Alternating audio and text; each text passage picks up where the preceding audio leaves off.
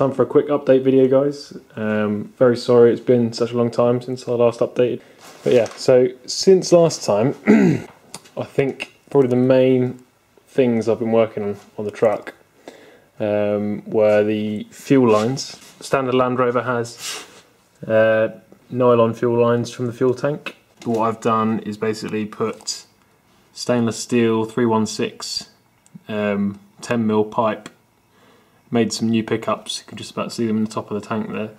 So they go all the way down into the tank. Got a feed and return in 10mm stainless. So that's all bent nicely, made loads of little brackets to support it all the way along. Over the top of the chassis, down behind the cab, follows along here to our Fleetguard FF105C fuel filter, which is mounted on the cab floor just nice and securely. Again, it's still all hard lined, nothing flexible yet. And yeah, that filter is the recommended Cummins spec for this engine basically. So this is your main fuel filter. The one up by the engine, which is actually mounted on the engine, is your kind of last chance rock catcher filter. So then the lines continue. You can just about see them up there. All the way along. It's a long old truck. Up to the front, and then they finally go all the way up to the lift pump and into the injection pump up there. Another thing I've been working on, these engines have a onboard air compressor, which in the truck obviously is used for air brakes, suspension, things like that, but it's also used for a air assisted clutch, which is down there under that panel. So basically the feed pipe comes along there, runs all the way under the cab along the chassis neatly, comes up into the seat box here, which I've made a false floor for, and then feeds into this little manifold here. The manifold feeds into this D2 limit valve. So this valve is seeing tank pressure basically, and then the D2 limit valve feeds back to the compressor, which will cut it off once it reaches a certain pressure, which I think is about 8 bar or something like that.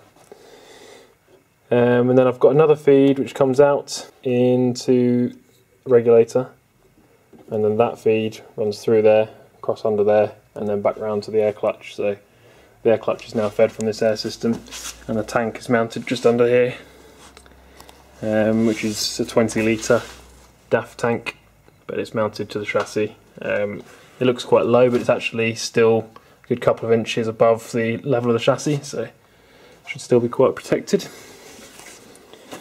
So yeah, and then I've still got a few ports here on the manifold that I can use for different outlets. So things like the rear diff lock, the ARB, that will need an air feed, and then also the centre diff lock and low range are going to be pneumatically operated as well, so we can use that for them. What else have I done? So I've mounted the rear benches finally in the back. I made some brackets to take the original latches that came with this bench, so it all works as you expect. Pops forward, you can tilt them forwards and it clicks back in place nicely. And these are really nice, comfy, decent upgrade from the original ones. And then the eagle-eyed amongst you may already have noticed the wiring loom. Got these grommets fitted with the wires that are going through the bulkhead into the engine compartment. And yeah, it's really nice to work with a brand new loom that hasn't been messed about and cut around, because everything's where it should be. There's nothing, cut off. There's nothing added in, and I can follow the Land Rover manual, the Rave manual, which has details of all the connectors and everything. So yeah, I'm sure I explained this in a previous video, but this loom is from a late TD5 Defender, so 2002 onwards, and there's a few reasons why I chose to do that. Number one is that with TD5 bulkhead, which we have here, we've got a TD5 dashboard which is going on the front, a late TD5 dashboard, which has the nice centre console with the buttons, which I personally think is the best dash setup you could get in Defenders. All of the lovely switches that come on the centre console, all I've got to do is literally plug them in and everything should work. But yeah, so all of the things like your hazard switch, all of your electric windows if I was going to fit them, but I'm not. Fog lights, all that kind of stuff, it will all be on this centre panel, and all the wiring's here ready for it. Even the stereo plug is there as well, ready for it all to just plug straight in.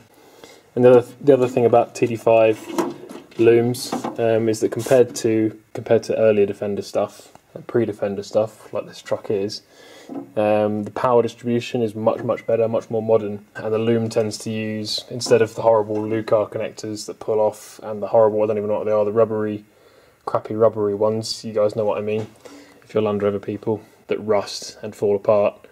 They don't use any of those.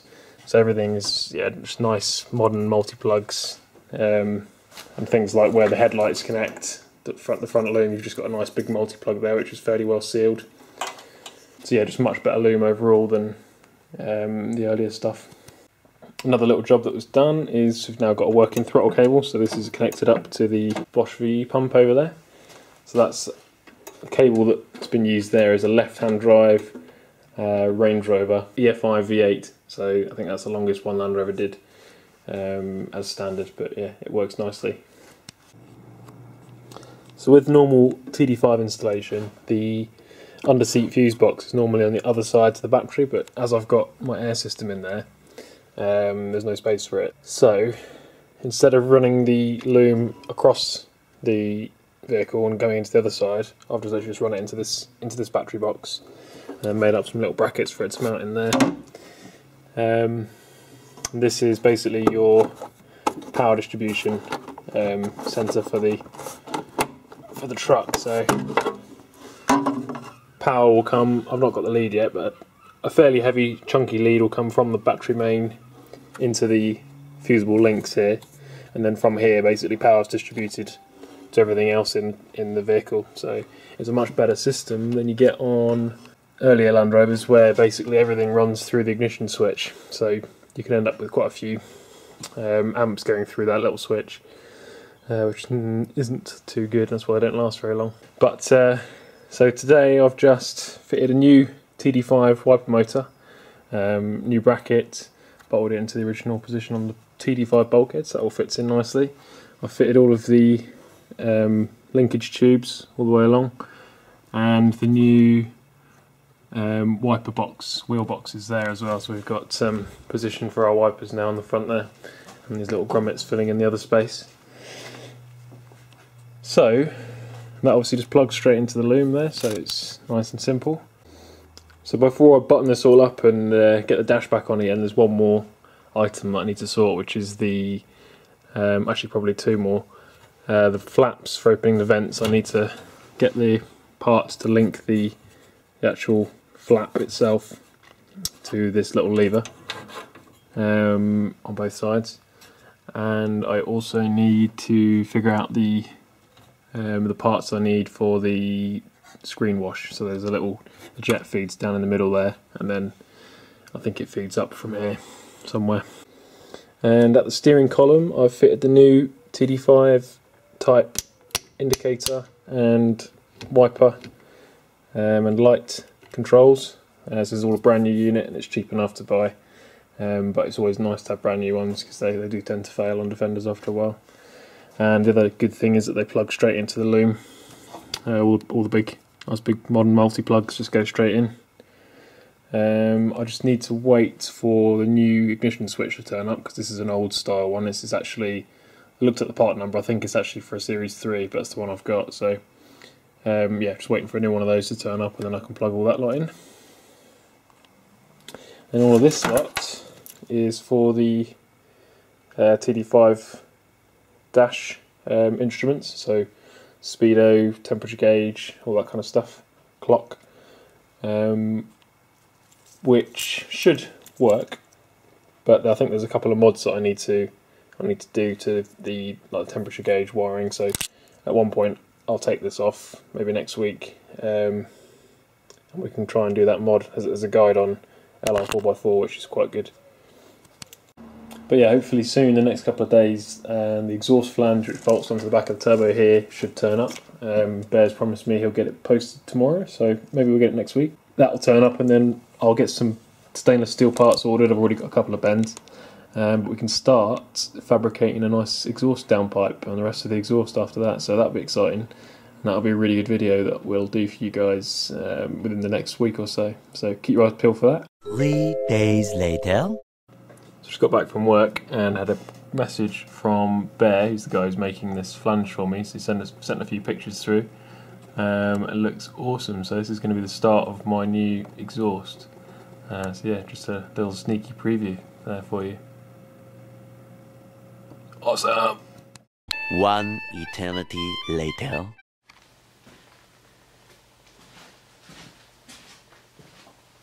So the turbo exhaust flange that I've been telling you guys about for ages has finally turned up from my good friend Bear. This is the part that goes on the back of the turbo, which is going to allow me to start the exhaust downpipe after that. So, and knowing how Bear has wrapped up things he's made for me in the past, I brought a few tools just to make it a bit easier. So here we go.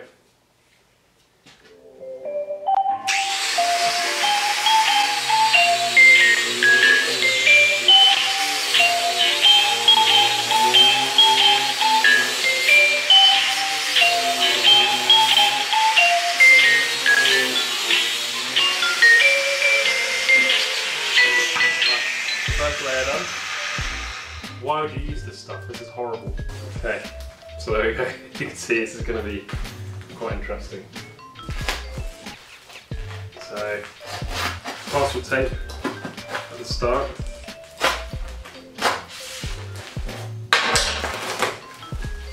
Okay. Here we go. So this is the other half of the V-band flange that I sent in. So we've got all of those. Then we got Brabs 222, Brabs 222, Brabs 222. As seen on YouTube, and hugs and kisses from Bear. That's a bit gay, but yeah. So I want to play a game, so yeah, I'm guessing this has got more metal in it than just the flange itself by the feel of it. So it's, oh god, that feels tough. What is that? What is that?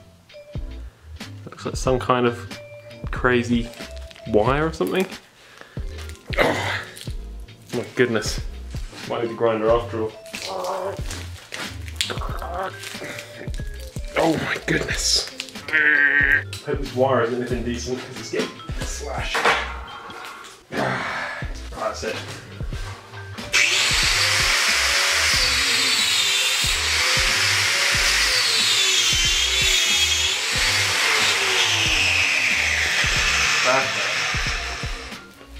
Okay.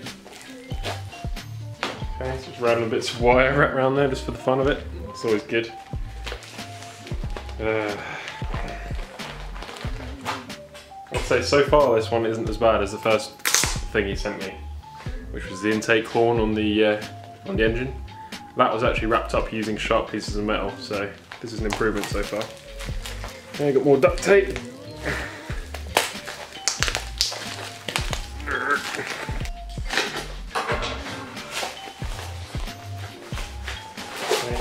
Finally getting close now. Parcel tape, oh sorry, what do you call this? Masking tape.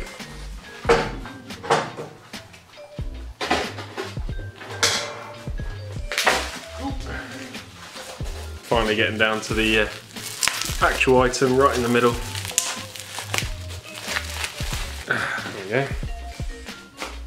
Also this little message inside. Bonus prizes cut along dotted line. What the hell is this?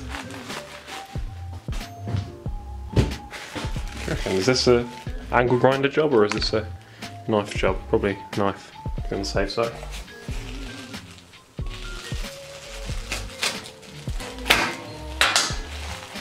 Oh my goodness. So I'm guessing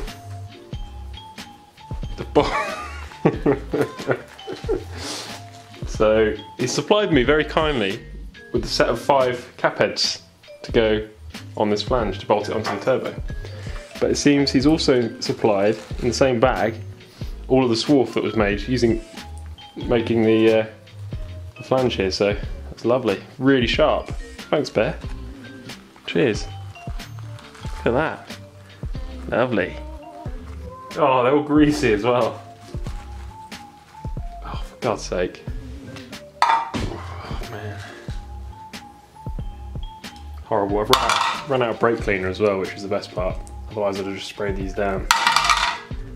Man, watch this.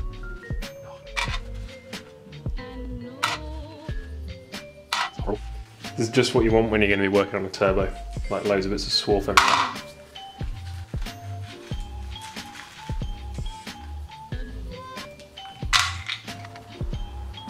So this is the actual item that all of that was protecting or wrapped up in. We're dubbing it the power flange, and it basically bolts onto the back of a Holsit Turbo HX35, and then it gives you a 3-inch V-band fitting, which you can then make your downpipe, whatever you want, will go onto there. The reason it's a power flange rather than a regular flange is this extra bit in here basically. So I'll show you in a minute, but on the back of the turbo, the main exhaust outlet is in line with this, and then you've got the wastegate outlet separate just off to the side, and normally the wastegate outlet gases go straight into a flat piece of steel basically, and then they have to join into the normal flow at 90 degrees. What this power flange does is it allows the gases to come in at a more natural angle to join onto the main flow, so you don't get two flows bashing into each other basically and losing power. So yeah, that's what that's for.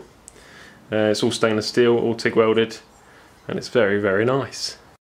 Just another quick thing, if you are interested in getting one of these made for your Cummins, Bear will probably be selling these soon through the Cummins Land Rover group or through Nick Stegel Steg Supplies. So not sure how much he's going to be charging yet, but you can see it's a really nicely made bit of kit. So yeah, get yourself your power flange.